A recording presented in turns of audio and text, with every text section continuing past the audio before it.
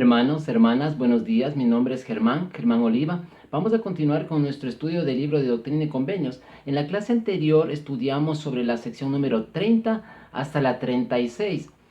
Recuerdo que el título de la clase era ¿Eres llamado a predicar mi evangelio? O eres llamado a servir, pero el título era Eres llamado a predicar mi evangelio. Y se aplica para todos los miembros de la iglesia, porque todos tenemos que predicar el evangelio. Pero pienso que más se aplica a los hermanos que están pensando salir a la misión o los que están en la misión. Me quedo con un versículo de la clase anterior que está en la sección número 35. Esta revelación fue dada por José Smith para Signet Rigdon. Recuerdo que en la clase anterior también dijimos que nuestra bendición patriarcal bien puede estar como otra sección más de Doctrina y Convenios, porque es una revelación dada para nosotros. En la 35 es una revelación dada para Signet Rigdon, y al final del versículo número 18 dice: persevera en mí, y si no, pondré a otro en su lugar. ¿Qué quiere decir esto? Que el Señor tal vez nos pueda llamar a un llamamiento o a predicar el Evangelio, y si no vamos, si no lo hacemos, el Señor pondrá a otro. En la sección número 37, y estamos empezando la clase de hoy, trataremos de ver hasta la sección número 40. Esta sección número 47 es una revelación dada a José Smith y a Signet Rigdon para toda la iglesia, y ellos lo dijeron en una conferencia. La revelación dice que fue dada en FactJet. ¿Recuerdan dónde fue FactJet, Nueva York?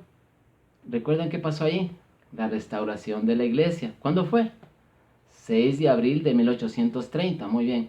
El Señor les dice que primero vayan al este, a una ciudad que se llama Colesville, y de ahí tienen que viajar o empezar la peregrinación hacia el oeste. Sí, es como algo difícil. Primero al este y luego empezaron a caminar hacia el oeste y predicar mi evangelio. Vamos a leer la parte del versículo número 2 en la sección número 37 al final.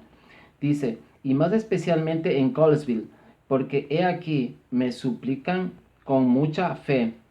Versículo número 3. Y además un mandamiento doy a la iglesia, que me es prudente que se congreguen en Ohio, para cuando regresen a ellos mi siervo Oliverio Cowdery. Entonces tenemos que enfocarnos. Primero, ellos están dando esta revelación en FactJet. FactJet, estado de Nueva York, en los Estados Unidos. A veces podemos confundirnos, porque en los Estados Unidos hay una ciudad llamada Nueva York, pero también hay un estado llamado Nueva York. En otros países, estado se puede llamar como provincia o como departamento. Podemos llamar la provincia de Nueva York. En Estados Unidos se llama el estado de Nueva York. Dentro del estado de Nueva York existían la ciudad de FactJet y Colesville, que estaba hacia el este. Entonces primero ellos les dicen que viajen al este a predicar ahí y empiecen la peregrinación hacia el oeste, al estado de Ohio.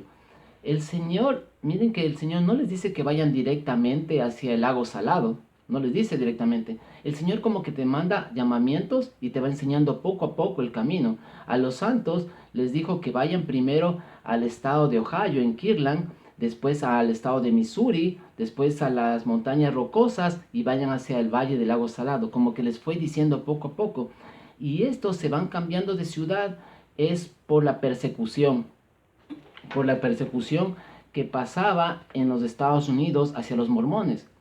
En los Estados Unidos perseguían mucho a los mormones porque simplemente ser miembros de la iglesia. Estados Unidos en el país de la libertad, ¿verdad? Hubo tanta persecución que no solo tuvieron que cambiarse de ciudad en ciudad, en estado, sino que tuvieron que salir del país, porque al final se pasaron a México para evitar toda esta peregrinación, toda esta persecución. Tuvieron que hacer esta peregrinación. Esto poco a poco vamos a ir viendo en las siguientes secciones, pero básicamente que ellos se cambian de ciudad por la persecución que había. Y ahora pensemos un poco, ¿por qué fue escogido Ohio, el estado de Ohio y la ciudad de Kirtland? ¿Por qué? A ver. En la clase anterior dijimos que Signet Rigdon, Pablo Priprat y Oliverio Cowdery bautizaron a Signet Rigdon. ¿Quién era Signet Rigdon? Él era un pastor de una iglesia de no de 10 miembros, sino de 100 miembros. Y él, cuando se bautizó, Signet Rigdon, también se bautizaron todos los hermanos de su iglesia. Entonces había básicamente o técnicamente había más miembros en Kirtland, Ohio, que todo el estado de Nueva York. Entonces el Señor les dice que se reúnan acá. Y para mi manera de ver este versículo, el versículo número 3, en donde le dice váyanse a todos al estado de Ohio, es el primer versículo que habla sobre el recogimiento físico. Recuerdan que el año pasado, cuando estudiamos el libro de Mormón, hablamos de un recogimiento físico y un recogimiento espiritual. En esta nueva dispensación, este versículo es el primero en el cual se habla del recogimiento físico. Ahora pensemos un poco. Vamos a suponer que nuestro líder actualmente nos dice, ¿saben qué, hermanos? Hay que salir de esta estaca y nos vamos a este otro lugar. ¿Qué tendríamos que hacer? Imagínense, tenemos que empezar el viaje, sí. Muchos de ellos no se fueron a Ohio, no se fueron. Tal vez nosotros mismos diríamos, no, yo no puedo irme, no me puedo ir, tengo mi trabajo, mi casa, mi propiedad, mi hacienda, mi finca. Eso les pasó a ellos también. Y ustedes saben que vender una casa no es fácil, hay que esperar. Es por eso que ellos dejaron abandonadas sus propiedades, o los que pudieron venderlas vendieron en muy bajo precio, cogieron sus maletas y comenzaron la peregrinación. ¿Por qué? Porque el Señor les dijo en la revelación por medio de José Smith. Eso es admirable, porque ellos empezaron a hacer esta peregrinación. ¿Y por qué? Porque el Señor lo dijo. Mira que tuvieron muchas bendiciones en Kirtland. Construyeron el primer templo, tuvieron muchas bendiciones más que poco a poco las iremos viendo en la sección número 49, me parece que está eso de la construcción del templo de Kirtland. En la sección número siguiente, en la sección número 38, en el versículo número 32, dice: fue por lo que os di el mandamiento de trasladaros a Ohio, ahí os daré mi ley, y ahí seréis investido con el poder de lo alto. Cuando hablamos de investido, dice primero, la ley la recibirán allá en Ohio. En investido, como que suena a templo, ¿verdad? A ser investidos. Cuando hablamos de investiduras, hablamos de todo el conocimiento que se recibe en el templo, el conocimiento actual que se recibe en el templo. Ellos también iban a recibir el conocimiento porque iban a construir un templo. Ahí estaba una bendición, iban a recibir la ley, que ya próximamente lo veremos. Regresamos al versículo número 27. Y al final del 27 dice: y si no sois uno, no sois míos. El tema de la clase es: si no sois uno, no sois míos. Ellos tenían que ser uno solo en voluntad. Si el Señor dice irse a Ohio, ¿qué tenían que hacer? Bueno, en voluntad, uno solo, todos los de la iglesia, uno solo en irse a Ohio. Uno no se quedaron, no lo hicieron. Uno solo en voluntad. Y permítame decir algo, salirme 30 segundos de la clase y decir, da pena de algunos hermanos que dicen que creen en Dios, en Jesucristo, pero piensan o dudan de la segunda venida de Jesucristo. ¿Cómo pueden dudar de la segunda venida de Jesucristo si Jesucristo mismo lo dijo que vendría? Entonces no estamos creyendo realmente en Jesucristo ni en las palabras que Él dijo. Fin del paréntesis de la salida de la clase. La sección número 39 es hecha para James Colvin. Realmente no es una revelación, sino es una entrevista. Una entrevista que el hermano José Smith, su líder, entrevistaba al hermano James Colvin. James Colvin era un predicador metodista. Y recuerden que José Smith tenía un poco de conocimiento antes de tener la primera visión de los metodistas. El hermano Colvin bautizaba para su iglesia. Y era muy buen predicador, nos cuenta en Relaciones en Contexto, que nos ayudan en este estudio. Relaciones en Contexto nos dice que él estudiaba y enseñaba muy bien y era muy buen maestro y bautizaba. Y este hermano tenía su predicación en el lado este de los Estados Unidos, o sea, Fayette, Colvin, Colesville, y ahí él escucha un mensaje de la iglesia y escucha un sermón de José Smith. Y él dice, bueno, esto es verdad. Él tenía mucho conocimiento de las escrituras y acepta y dice, sí, esto tiene sentido, esto es bueno, yo me quedo en la iglesia. Y tiene una entrevista con el hermano José Smith, con su líder directo. Es como si nosotros tuviéramos una entrevista con nuestro obispo, ¿ya? O una entrevista con el presidente Estaca, o con el 70, o con la autoridad general. Directamente con nuestro líder. En el versículo número 5, el Señor le dice a James Colvin: y de cierto te digo, que el que recibe mi evangelio me recibe a mí, y quien no recibe mi evangelio tampoco me recibe a mí. Cuando nosotros recibimos a los misioneros y recibimos las enseñanzas de los misioneros, estamos recibiendo a Jesucristo, porque ellos son representantes de Jesucristo. Pero no solo somos bendecidos nosotros, sino todos los de mi alrededor.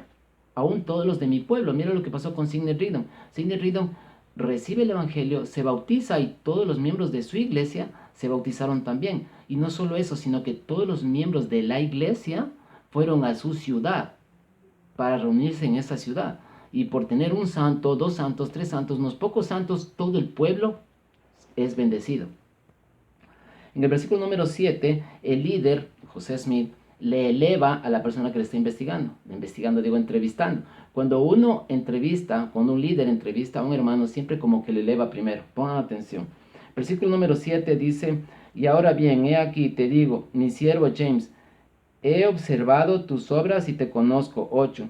Y de cierto te digo, tu corazón es recto delante de mí ahora, y he aquí, he conferido grandes bendiciones sobre tu cabeza.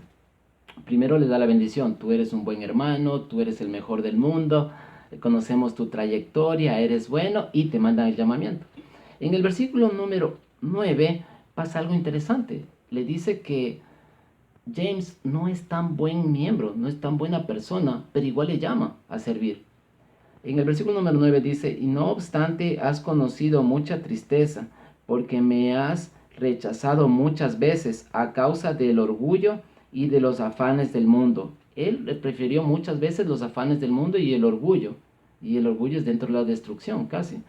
Esto es interesante porque yo recuerdo cuando serví como obispo, yo llamé a un hermano que no estaba tan preparado. Yo sabía que él no estaba bien, que fallaba en ciertas cosas, que no voy a estar contando eso. Pero lo llamé porque yo necesitaba un secretario financiero y lo llamé. Pero no me duró poco tiempo porque la estaca me lo quitó. Me lo llevó y fue a ser financiero de la estaca. El más feliz de todo esto era su esposa, que ya su esposo ya tenía un llamamiento. Eso fue chistoso. Pero sí, pueden el Señor llamarnos a nosotros a servir aunque no estemos tan bien. Es como para perfeccionarnos. En el versículo número 10 dice, pero he aquí los días de tu libertad han llegado. Sí, escuchas mi voz y te dicen, mi voz que te dice, levántate y bautízate y lava tus pecados, invocando mi nombre y recibirás mi espíritu y tu bendición mayor que cualquiera que haya conocido. Entonces el Señor, ¿qué le dice? Bautízate, arrepiéntete de tus pecados, bautízate y recibirás el Espíritu Santo, como está en el versículo número 6 también de esta sección. Entonces el Señor le va a llamar a predicar el Evangelio. De hecho, le llama a predicar el Evangelio. Versículo número 13 dice más, eres llamado para obrar en mi viña y edificar mi iglesia y establecer Sión, a fin de que se regocije sobre los collados y florezca. Entonces el Señor le llama a predicar el Evangelio. Solo que en el versículo número 14 le va a decir en dónde va a predicar el Evangelio. Escuchen el 14. He aquí, de cierto te digo, que no eres llamado para ir a las tierras del este, para ir a Ohio. Entonces Ohio quedaba al oeste.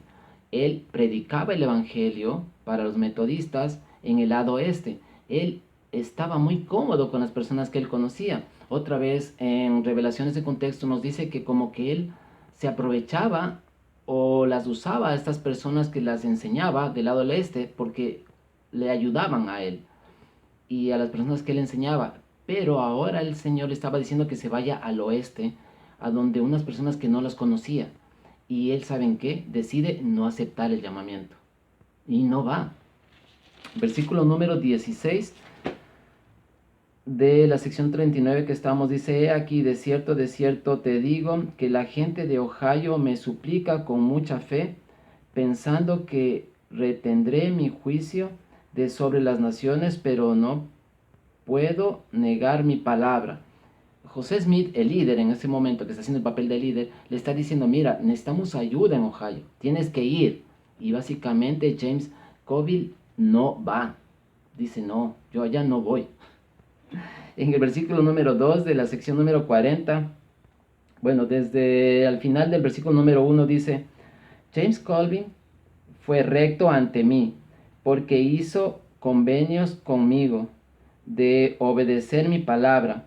En el 2, y recibió la palabra con alegría, pero enseguida lo tentó Satanás y el temor de la persecución y los afanes del mundo hicieron que rechazara la palabra. Entonces, ¿qué es lo que pasó? James Colvin se aleja de la iglesia porque dice, ¿saben qué? Yo mejor regreso nomás. Y es lo que dice Relaciones de Contexto, otra vez apoyando en Relaciones de Contexto. Él dice que volvió a hacer lo mismo. Volvió a predicar para la iglesia metodista y bautizar para la iglesia metodista, pero no siguió a la iglesia de Jesucristo ni a los santos porque él no quiso irse para el oeste. En relación al contexto nos dice que él hizo toda su vida, otra vez regresó a hacer lo mismo en ese lugar, y cuando muere ya los hermanos, los santos, ya habían llegado, ya habían pasado Ohio, ya habían pasado Missouri, ya estaban en las montañas rocosas, o sea, ya estaban bien lejos de él, y él se quedó. Es como que se te fue el tren, no subiste, más o menos así. Él decide no aceptar el llamamiento, y esto nos puede pasar realmente. Están en toda libertad de decir no quiero el llamamiento porque no quiero hacerlo. O tal vez podemos no aceptar un llamamiento cuando decimos que eso es mucho para nosotros.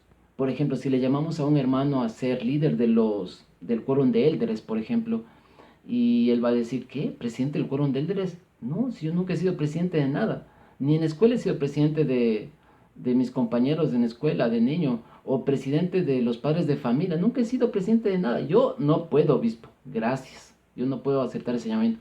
Porque tal vez rechazamos un llamamiento porque no podemos. Porque decimos que no podemos. Como que negando al Señor, el Señor, como aconsejando al Señor. ¿Sabe qué? Te equivocaste. No me llamaste a mí. Ahí te equivocaste porque yo sí este llamamiento no puedo. Más o menos así. O tal vez pensamos que somos muy buenos para un llamamiento. El obispo dice, va a ser llamado a tal llamamiento. Y decimos, pero no, obispo, no tiene otro llamamiento de mayor responsabilidad porque yo tengo bastante categoría. Yo soy buenísimo. Yo sé bastantísimo y mejor espero hasta cuando tenga un llamamiento de mayor categoría, de mayor capacidad, de mayor responsabilidad. Ahí me da uno. Puede ser así, ¿no? Puede pasar eso. Yo recuerdo que cuando serví como obispo, a una hermana que era nueva, una converso nuevo, a Lourdes, saludo Lourdes si me estás mirando, a Lourdes le llamamos como bibliotecaria, para que vean que yo de obispo tenía bibliotecaria y era una miembro nueva. Lourdes se quedó como asustada, dijo, ¿qué? ¿Bibliotecaria qué es? Y de hecho a todos los miembros de la iglesia, porque no conozco a otra bibliotecaria más que Lourdes. Lourdes dijo, está bien, bueno, lo haré. Comenzó en un lugar que le dimos para la biblioteca, limpió, arregló, cogió libros, ordenó, hizo un inventario, hizo un buen trabajo en la biblioteca. Lo que pasó es que los hermanos no iban a la biblioteca, pero tuvimos biblioteca, hizo un buen trabajo Lourdes, bien Lourdes. Y ella aceptó el llamamiento, o lo que me pasó a mí. Miren, nosotros habíamos salido del barrio Tarqui porque teníamos que cambiarnos de barrio. Teníamos que irnos al nuevo barrio y fuimos, toda mi familia, al nuevo barrio. A veces toca cambiarse, ¿verdad?, de barrio dentro del stack. Entramos al nuevo barrio y en el nuevo barrio casi no había nadie. ¿Ves que casi no había nadie? Era como bien triste, la asistencia bien baja. Nosotros estamos acostumbrados a ver un barrio grande. Pero lo más triste de todo es que ese iba a ser nuestro barrio por mucho tiempo porque nos habíamos comprado la casa y en ese barrio nos íbamos a quedar, teníamos pensado muchos años. Pero lo más triste de todo es cuando mi Matías llegó, mi hijo Matías y mi hija Doménica Victoria, pero Matías, el más pequeño, habló y me dijo, papi, no hay nadie en la primaria. Y ellos estaban acostumbrados del barrio Tarqui, que estaba full de miembros. En el barrio Tarqui teníamos full gente, full hermanos. Y no solo Matías, en mi quórum, ni hablar del quórum de sumos sacerdotes, no había. En el quórum de élderes en el cual yo estaba, solo estaba el maestro, el que daba la clase, dos hermanos por ahí sentados alejados, los dos misioneros y el hermano Pancho. El hermano Pancho llegaba pero se quedaba dormido. Y cuando ya se acababa la clase, había que codear al hermano Pancho. Hermano Pancho, ya se acabó todo, ya, váyase a la casa, ya, vámonos nomás, ya se acabó todo, salga. Así hermano Pancho. O sea, qué triste, ¿verdad? No había gente. Sin embargo, los hermanos se había enterado, el obispo Álvarez, que servía ahí en ese momento, se enteró que yo iba, me dio la bienvenida, el obispo Álvarez se portó muy bien. También otros hermanos que me conocían, que sabían que iba a ir al barrio, me dieron la bienvenida y el hermano John Vera, servía como presidente de la escuela dominical, de una me dijo, hermano, a dar la clase, escuela dominical.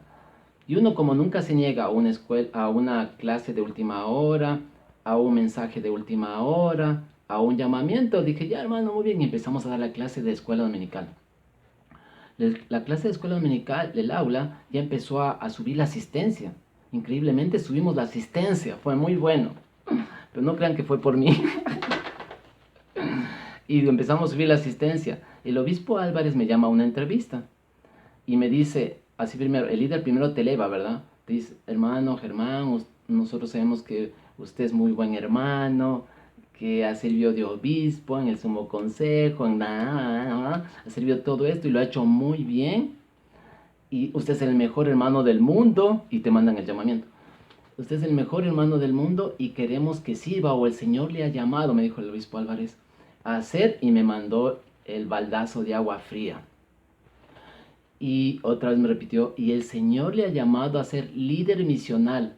Y yo dije, una cara como asustado, y repetí, sacando la cabeza, ¿qué? ¿Líder misional? Y el obispo Álvarez me dijo, sí, líder misional. Y yo, como nunca me he negado a una clase de última hora, a un discurso de última hora, a aceptar un llamamiento, pues sí, le dije, obispo, está bien, bueno. Qué chiste. Pero pensé, en voz baja, para que no escuche el obispo, pensé, en esta vejez líder misional, pensé yo, porque yo sé que el líder misional es el hombre más importante del barrio. O sea, de verdad, yo prefiero ser obispo y no líder misional. El líder misional es el que se saca el aire, el que coordina todo, el que sube la asistencia, el que hace todo.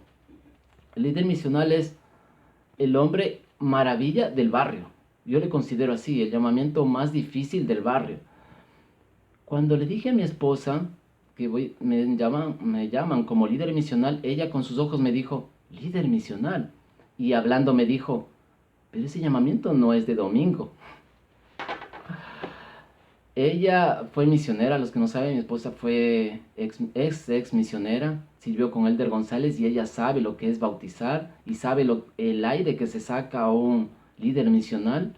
Y además ya había sido yo líder misional cuando estaba casado y bueno, siempre he sido líder misional por lo general.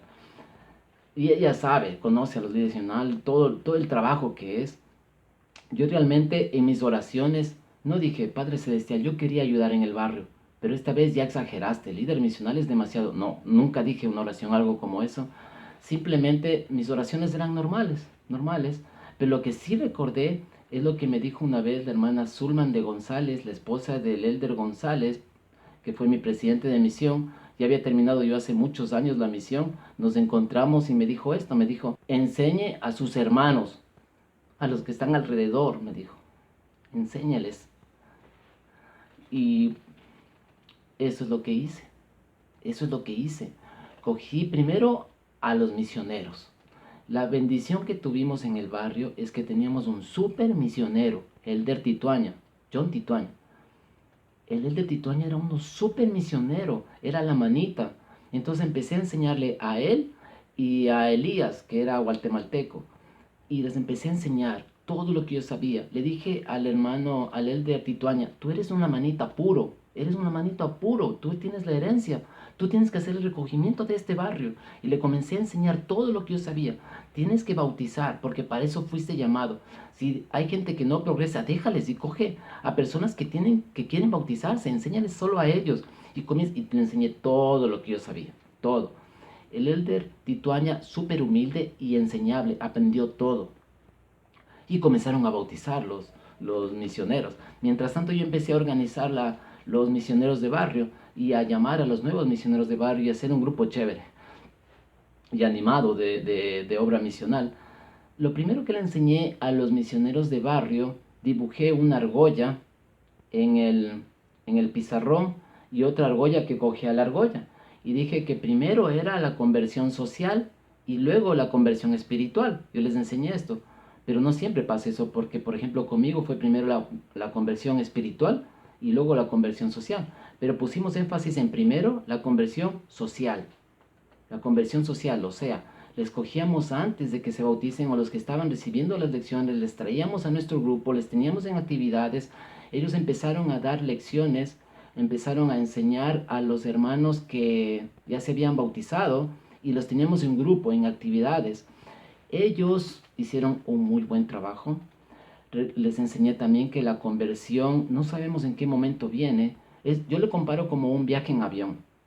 Tú sales desde Ecuador en avión, sabes que sales, que despegaste, pero no sabes en qué momento cruzas a Colombia. Un viaje de avión desde Ecuador a Colombia, no sabes en qué momento cruzas el límite. Es así mismo la conversión. No sabes que llegas a Colombia hasta que aterrizas. Entonces, no sabes en qué momento empieza tu proceso de conversión, porque no estoy diciendo que te conviertes completamente, porque cuando esté convertido yo completamente es cuando el Señor me diga, Germán, mira, esto es así, así, así, así, y yo diga, ah, ya, así ha sido, ahí estaré completamente convertido, sino que estoy hablando en un proceso de conversión. Les digo primero la conversión social, tenerlo con nosotros y ellos van a ir aprendiendo y progresando. Mientras tanto, el del Tituaño era que bautizaba de a 6, de a 5, cada semana bien el del Tituaño. Cuando estaba todo organizado, es como la parábola del sembrador. Cuando el sembrador lanza las semillas, cae en buena tierra. Así estaba pasando la obra misional en el barrio. Lo bueno que ya habíamos subido a la asistencia. Lo bueno es que mi Matías ya tenía gente en la primaria y habíamos subido la asistencia. La plantita había crecido en buena tierra y estaba creciendo. La asistencia estaba creciendo, el obispo estaba feliz. En ese momento que estaba todo bien, llegó a la iglesia un joven llamado Christopher Rivera. Llega a la capilla, él no era miembro, llegó con su mamá Narcisa, ella sí era miembro pero no estaba asistiendo.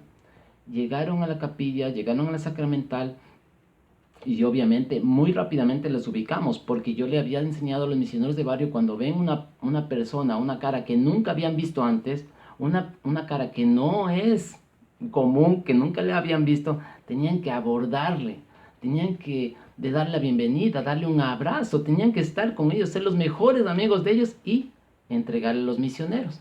Y eso hicieron, estaban bien entrenaditos, todo estaba súper bien. Y el de Tituaña, pienso que ese mismo día llegó a la casa de Christopher, él les enseñó, bautizó a Christopher y a su hermana Anita y trajo a la iglesia a su mamá Narcisa y a su papá, el hermano Nelson Rivera, que también era miembro de la iglesia, que no estaba asistiendo.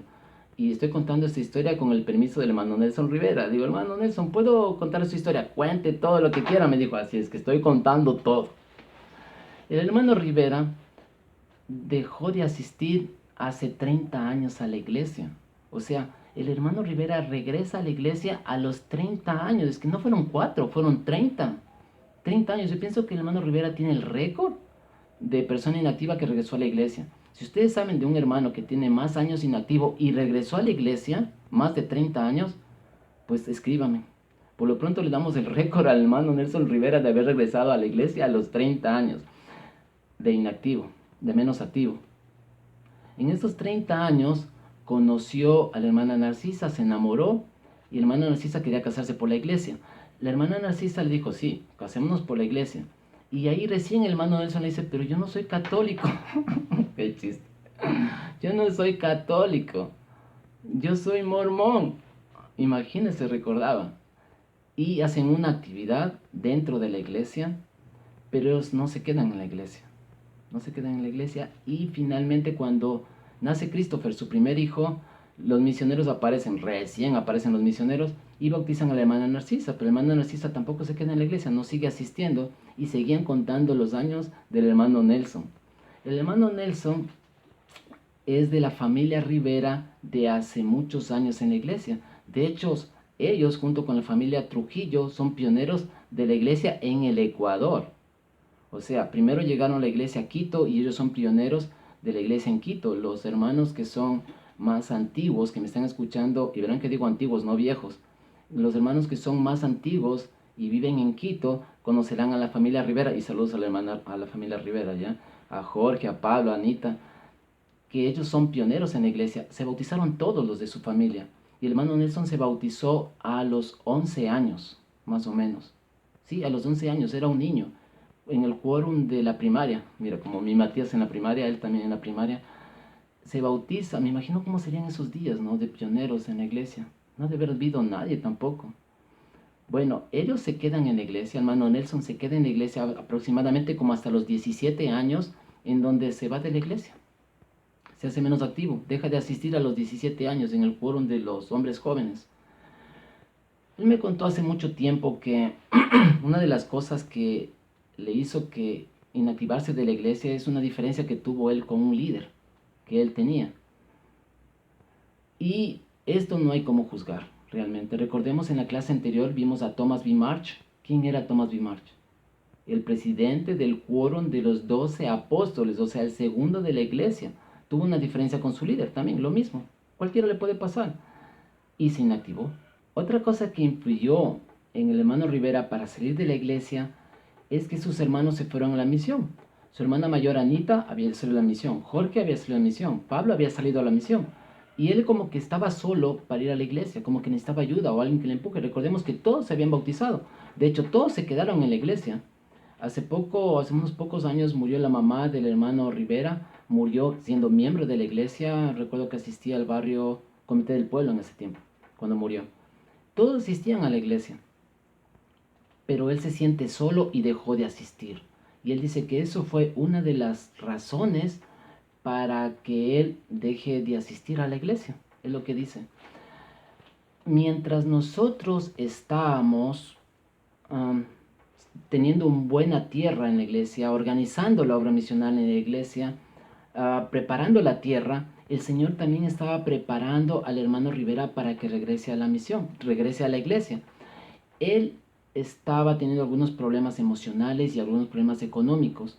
Y su hermana Anita Rivera, que por cierto saludos, Anita fue mi maestra de institutos, ella nunca dejó de orar por su hermano, por él y por su familia para que regrese a la iglesia. Y les envía una carta, él se entera de esos problemas que estaba pasando, les envía una carta dando su testimonio, enseñándoles sobre la fe, enseñándoles sobre las adversidades y les dice, ¿saben qué?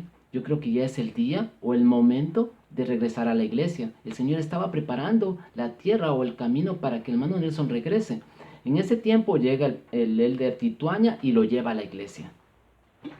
El hermano Rivera me contó una vez que Christopher, su hijo, le dijo, papi, ya es hora de regresar a la iglesia. Finalmente el hermano Nelson Rivera regresa a la iglesia después de tanto tiempo y él en su testimonio dice que las palabras que yo le dije le ayudaron. Es como un punto de quiebre, como dijo, ahora sí, vuelvo a la iglesia con las palabras que yo le dije. Christopher también un testimonio me dejó bien avergonzado cuando dijo, el hermano Germán fue el que me ayudó. Y yo sí me quedé rojito, dijo en una conferencia del sacerdocio, de la estaca, obviamente. Y realmente no sé qué hice con Christopher, pero lo que sí me acuerdo con el hermano Rivera es que yo salí dando una clase del aula, de algún lado salí hacia el corredor, miré para un lado, miré para el otro y le vi a un señor que no lo conocía, al lado de Christopher. Yo dije, este es el hermano Nelson Rivera. Me acerqué muy rápidamente, le dije, hermano Nelson, bienvenido a la iglesia, sean bienvenidos, hice la conversa, le dije, le estábamos esperando, eso me acuerdo que le dije. Y él dice que esas pocas palabras que habló conmigo, dijo, sí, ya es hora de regresar. Y el hermano Nelson Rivera regresa con tanta fuerza a la iglesia que el obispo Álvarez, tenemos un buen obispo, el obispo Álvarez siente la inspiración de llamarle como del presidente de hombres jóvenes. Yo pensé como presidente de hombres jóvenes, ¿no? Pero él siente la inspiración, pero tiene sentido porque él cuando sale de la iglesia salió del quórum de los hombres jóvenes. Y él comenzó a enseñarles a los hombres jóvenes, a testificarles, no se vayan de la iglesia, no cometan ese error. Y comenzó a testificarle. La popularidad del hermano Nelson Rivera subió hacia el nivel de la estaca. El presidente de la estaca, el presidente Luna de ese tiempo, se enteró y lo llama como presidente de hombres jóvenes de la estaca. Y el hermano Nelson seguía testificando a cada uno de los jóvenes, no se vayan de la iglesia, enseñándoles, reteniéndoles. Hizo un excelente trabajo. Y en muy poco tiempo lo llaman como obispo del barrio Altamira, o sea, mi obispo. Cuando el obispo Álvarez me llamó a mí como líder misional, jamás pensó que íbamos a reactivar a la persona que le iba a relevar a él. Qué chiste. Y el hermano Nelson Rivera es llamado como obispo. Hizo un buen trabajo como obispo porque a todos los jóvenes que les conocía, que les había enseñado de mi barrio, del barrio Altamira, que ya eran algunos, les mandó a la misión. Eso. Ahora les dijo, ¿y saben qué? Ahora sí, yo no me fui a la misión. Bueno, él no se fue a la misión, Nelson Rivera, pero mandó como a 27 hermanos en su periodo a la misión, incluido a sus hijos. Anita sirvió en Brasil 1 año y medio y Christopher en Chile 2 años. Regresaron honorablemente. De hecho, hicimos un buen trabajo porque lo bueno de esto fue que a mí me relevó de líder misional y de hecho Anita Rivera, la hermana de Nelson Rivera, se ha de ver emocionado al saber que yo era el líder misional porque ella ayudó del lado de la familia y nosotros ayudamos del lado de la iglesia. Y el hermano Nelson Rivera me releva por fin de líder misional y me lleva a ser consejero de él. Me releva de líder misional y me lleva al obispado del descanso. Pero hicimos un buen trabajo ahí. Mandamos a 28 hermanos y junto con el hermano Luis Chinga, él era el segundo consejero. El hermano Luis Chinga se encargaba de la parte de la computadora, de la parte de los requisitos, de decir a los hermanos, hermano, ya, tú te vas a la misión, sí, entonces necesito estos papeles, sí, pero en serio necesito, y comenzaba a presionar en los papeles, comenzaba a mandarlos por el computador, los correos, hacía todo esto y tenía todos los papeles y mandó un montón, mandamos a 28 a la misión. Yo me encargaba en cambio de la parte doctrinal, del mensaje, de enseñarles que tenían que es un mandamiento, de enseñarles, de todo lo que tenían que hacer, la parte doctrinal y la charla, me encargaba yo. Y el obispo Rivera se encargaba de entrevistarles. Hicimos un buen grupo y mandamos a 28, bueno, en el tiempo del hermano Nelson mandó a 28 hermanos a la misión. Él no fue a la misión, pero mandó a 28. El hermano Rivera luego con toda su familia se selló en el templo de Guayaquil, y después de que se selló el templo, su hijo menor, Ariel, se bautizó, o sea, él estuvo dentro del convenio. Actualmente el hermano Rivera sirve en el Sumo Consejo del Estaca y encargado de seminarios, miren, de seminarios, de otra vez de los jóvenes, y también es el auditor del Estaca. El hermano Christopher Rivera sirve una de las presidencias de la Estaca como consejero y se casó en el templo con Marita Muentes, que era miembro de la primaria cuando yo era obispo. Yo era obispo y era miembro de la primaria. Miren cómo estoy metido en esta historia. Y se casaron en el templo, tuvieron a 2 niños. Anita Rivera sirvió hace poco de presidenta de la primaria de Córdoba, se casó con René, miembro de la iglesia. Y en esta historia no hubiera estado si es que al obispo Álvarez, quien tuvo la inspiración de decirme que sea llamado como líder misional, le hubiera dicho, obispo, no puedo aceptar eso, eso es mucho trabajo, no puedo. Por aceptar en este llamamiento, estoy en esta historia. En el nombre de Jesucristo, amén.